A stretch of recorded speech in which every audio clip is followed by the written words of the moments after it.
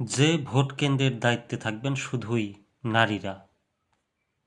ত্রয়োদশ জাতীয় সংসদ নির্বাচন ও গণভোট অনুষ্ঠিত হতে যাচ্ছে আগামীকাল বৃহস্পতিবার।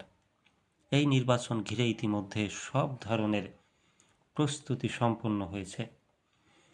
বিশেষ করে ৩০০ আসনেই কেন্দ্রে ভোটারদের উপস্থিতি বাড়াতে প্রশাসনের পক্ষ থেকে নেওয়া হয়েছে নানা পদক্ষেপ।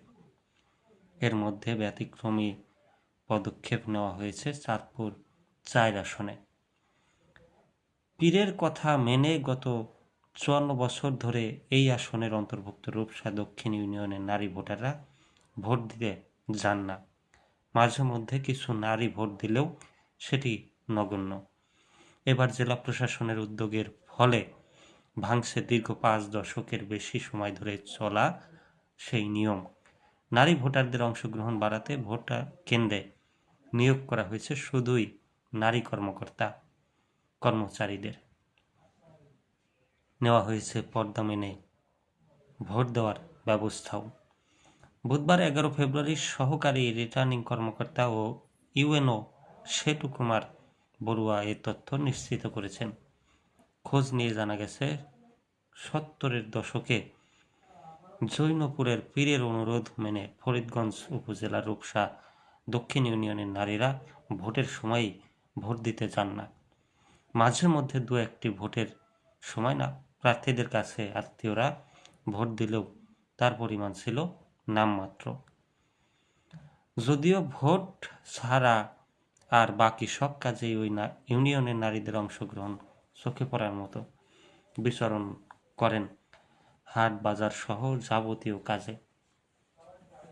এবার ইউনিয়নের নারীরা যেন ভোট দিতে কেন্দ্রে যান, সেজন্য মোট ৮টি কেন্দ্রেই পর্দা মেনে ভোট দেওয়ার ব্যবস্থা নেওয়া হয়েছে, যেখানে মোট ১০,২৯৯ জন নারী ভোট দেবেন। ফরিদগঞ্জ সহকারী রিটার্নিং কর্মকর্তার কার্যালয় সূত্রে জানা গেছে, ইউনিয়নের ৮টি কেন্দ্রে নারী ভোটের জন্য ২০টি বুথ তৈরি করা হয়েছে। ওই বুথগুলোর জন্য সহকারী প্রিজাইডিং অফিসার থেকে শুরু করে সব পর্যায়ের ভোট গ্রহণ কর্মকর্তা হিসেবে নারীদের নিয়োগ করা হয়েছে। এছাড়া আইন শৃঙ্খলা রক্ষা বাহিনীর সদস্য, পুলিশ, আনসার, ভিডিবি এবং ৮টি কেন্দ্রের জন্য একজন নারী ম্যাজিস্ট্রেট নিয়োগ করা হয়েছে। পাশাপাশি ৮ জন প্রার্থীকে ওই বুথগুলোতে নারী পোলিং এজেন্ট নিয়োগ দেওয়ার জন্য চিঠিও মৌখিকভাবে অনুরোধ করা হয়েছে। সহকারী রিটার্নিং কর্মকর্তা ও ইউএনও সেতু কুমার বড়ুয়া বলেন, আসন্ন ত্রয়োদশ জাতীয় সংসদ নির্বাচন সামনে রেখে চাঁদপুর জেলা প্রশাসন ব্যাপক উদ্যোগ নিয়েছে। এই উদ্যোগের অংশ হিসেবে নারীদের ভোটের জন্য নারী ম্যাজিস্ট্রেট সহ সব নারী কর্মকর্তা নিয়োগ করা হয়েছে। তিনি আরও বলেন, নারীদের পর্দা মেনে ভোট দেওয়ার জন্য প্রশাসনের পক্ষ থেকে সব প্রস্তুতি নেওয়া হয়েছে।